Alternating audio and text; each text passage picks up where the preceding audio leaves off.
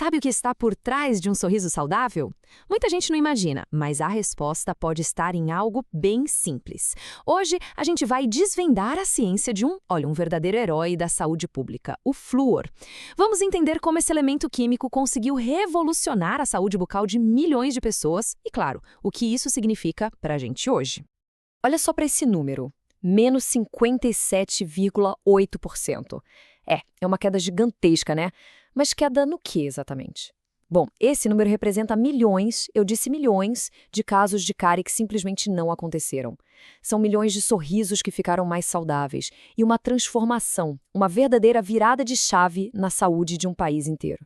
Então a pergunta que não quer calar é: o que foi que aconteceu nesse período para causar um impacto tão grande?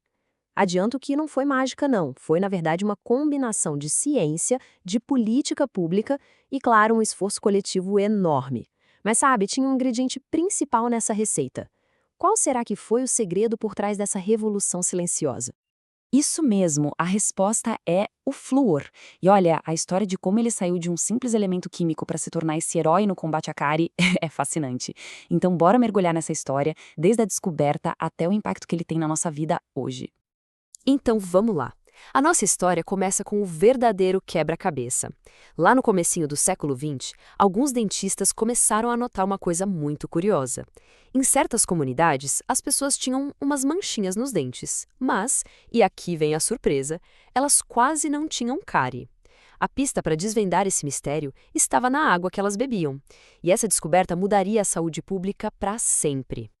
E dá uma olhada nessa linha do tempo. Fica claro que a coisa andou bem rápido. Depois dos primeiros estudos lá nos Estados Unidos e no Canadá, em 1945, o Brasil não perdeu tempo.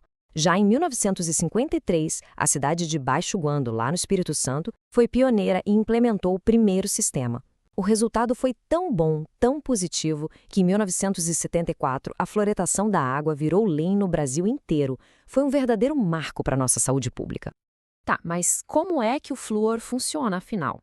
Não é um escudo mágico nem nada disso, é pura química. Pensa numa dança constante que acontece na superfície do nosso dente a cada minuto do dia. Uma dança de perda e ganho de minerais. É aí que ele atua. E para a gente entender essa batalha, primeiro a gente precisa conhecer o campo de jogo, que é o nosso dente. O esmalte, aquela camada de fora, é tipo uma fortaleza, sabe? É feito quase que só de mineral. Já a dentina, que fica logo abaixo, é mais vulnerável, tem muito mais matéria orgânica.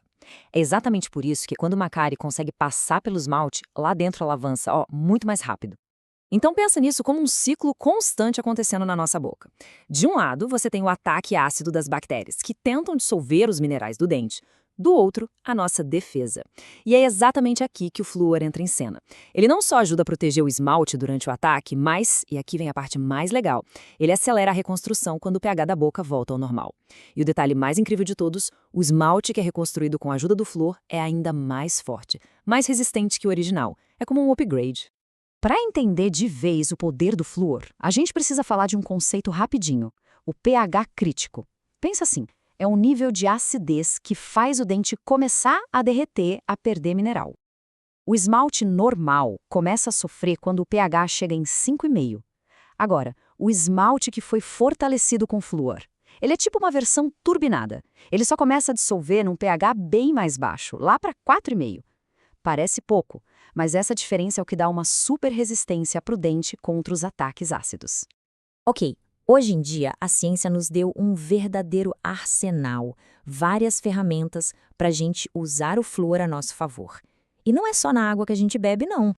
Bom, a água fluoretada e os cremes dentais, as pastas de dente, são a nossa linha de frente, né? É a defesa do dia a dia, com maior impacto para todo mundo. Mas, para casos mais específicos, os dentistas têm umas armas mais potentes, géis, vernizes e até uma substância chamada diaminofluoreto de prata. São aplicações bem mais concentradas para um controle mais pesado da cárie quando precisa. Claro, com tanto benefício, é normal surgirem dúvidas. E, infelizmente, junto com as dúvidas, vem muita desinformação, muita fake news. Então vamos separar o joio do trigo e falar sobre a segurança do flúor, com base no que a ciência diz. E aqui chegamos na pergunta de $1 milhão. Usar flúor é seguro?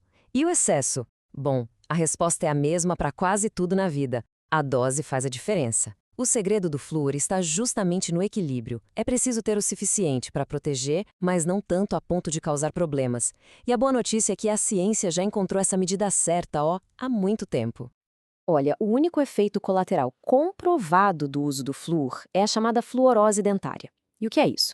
Ela acontece quando há ingestão excessiva e por muito tempo, mas atenção, isso tem que acontecer durante a formação dos dentes, lá na infância. E um ponto super importante, a imensa maioria dos casos é leve ou muito leve. Na prática é mais uma questão estética, que não afeta em nada a função do dente ou a qualidade de vida da pessoa. E para fechar essa discussão, essa citação do nosso Ministério da Saúde agora, de 2024, é perfeita. Basicamente, ela diz que a ideia de que quanto mais flúor, melhor, está errada. Assim como a ideia de que qualquer quantidade de flúor faz mal. Não é 880. O segredo é o uso racional, controlado, que é baseado em décadas de pesquisa. É isso que garante o máximo de benefício com o mínimo de risco. Simples assim. Tá bom. Agora vamos para os resultados. O que essas décadas de fluoretação realmente trouxeram de concreto para a saúde aqui no Brasil? Bom, os números não mentem. Essa tabela mostra a queda no índice CPOD. Esse nome esquisito, CPOD, é uma sigla que os dentistas usam para medir a experiência de cárie de uma população. E olha só os resultados em várias cidades depois que a água começou a ser fluoretada. Os números são impressionantes, sempre. Pega o caso de Vitória. A redução foi de mais de 84%. É muita coisa. Vendo assim em um gráfico, o impacto fica ainda mais nítido, né? E essa consistência dos resultados, acontecendo em cidades diferentes, em épocas diferentes, essa é a maior prova de que a medida funciona, e funciona muito bem. E toda essa história nos leva a um fato que, sinceramente, merece muito destaque. O Brasil tem, hoje, o segundo maior programa de fluoretação de água do mundo. Pensa nisso. Mais de 150 milhões de pessoas são beneficiadas.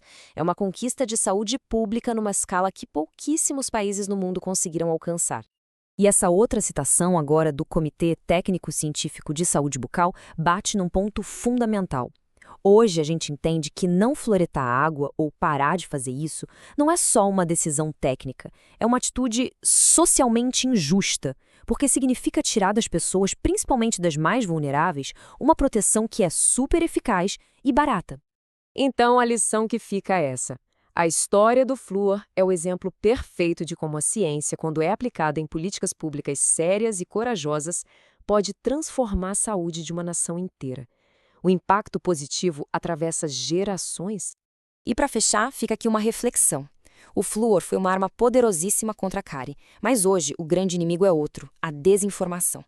E a pergunta que fica no ar é, em uma era de tantas notícias falsas, como é que a gente pode valorizar e proteger conquistas da saúde pública que são baseadas em décadas de evidências? Porque a resposta que a gente der para essa pergunta, bom, ela vai definir a saúde das próximas gerações.